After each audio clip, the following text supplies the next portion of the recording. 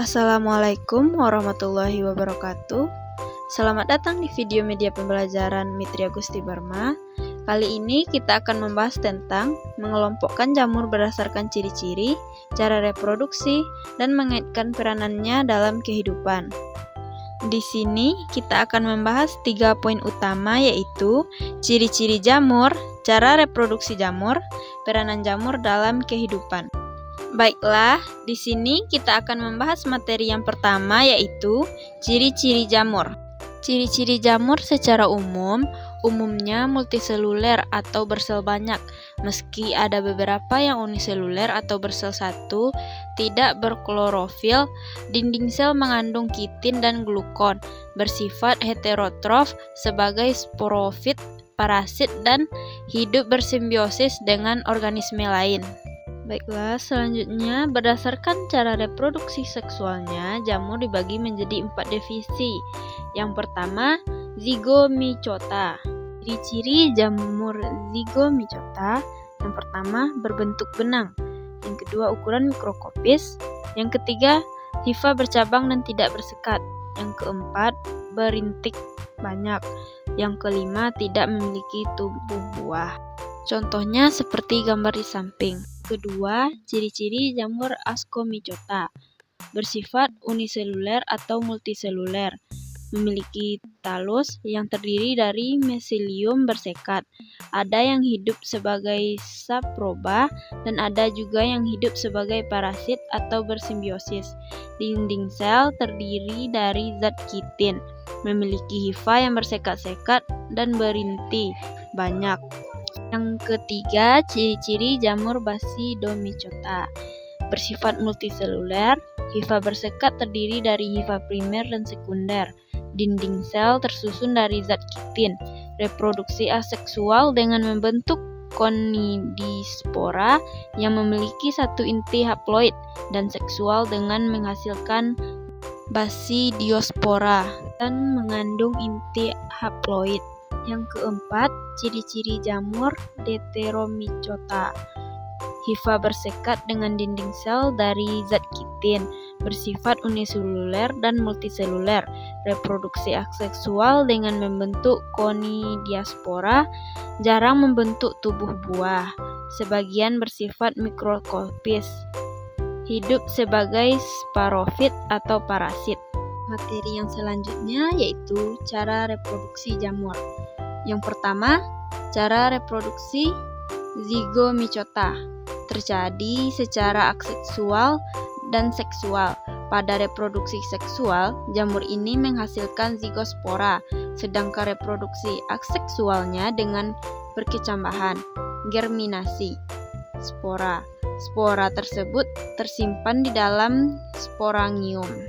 Reproduksi yang kedua yaitu jamur ascomycota, dapat berproduksi secara seksual maupun aseksual. Reproduksi seksualnya dengan membentuk ascospora di dalam ascus, sedangkan aseksualnya dengan membentuk conidium, tunggal dan berantai pada ujung hifa khusus yang disebut conidiofor. Reproduksi yang ketiga, basidimycota, dilakukan dengan konjugasi. Mempunyai bentuk uniseluler dan multiseluler dan dapat berproduksi secara generatif dan vegetatif. Habitat mereka ada di tersial dan akuatik dan bisa dikarakteristikkan dengan melihat basidia mempunyai dikarion.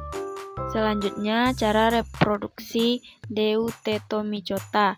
Cara reproduksi secara aseksual saja, yaitu dengan membentuk blastospora berbentuk tunas, astopora pembentukan spora dengan benang-benang hifa, dan konidia. Materi selanjutnya yaitu peranan jamur dalam kehidupan. Pertama, peranan jamur zigomycota rhizopus: pengurai bagian sisa organik pada tanaman ubi jalar dan dimanfaatkan pada proses pembuatan tempe.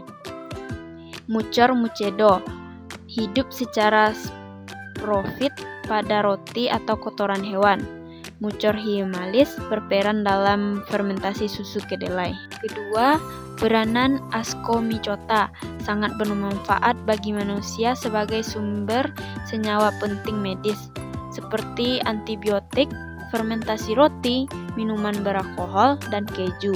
Spesies penisilin pada keju dan yang memproduksi antibiotik untuk mengobati penyakit infeksi bakteri adalah contoh Ascomycota. 3. Peranan jamur Basidiomycota merupakan pengurai utama dari serasah daun dan kayu-kayu mati di hutan.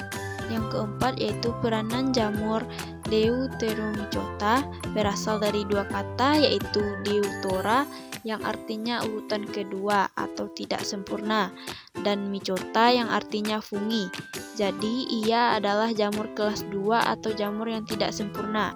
Jamur ini terbagi menjadi dua peranan, yang menguntungkan dan yang merugikan. Yang pertama, peranan yang menguntungkan. Monilia cytophylla digunakan untuk pembuatan acom. Yang kedua, Penicillium syrosegenum dan berperan dalam industri antibiotik.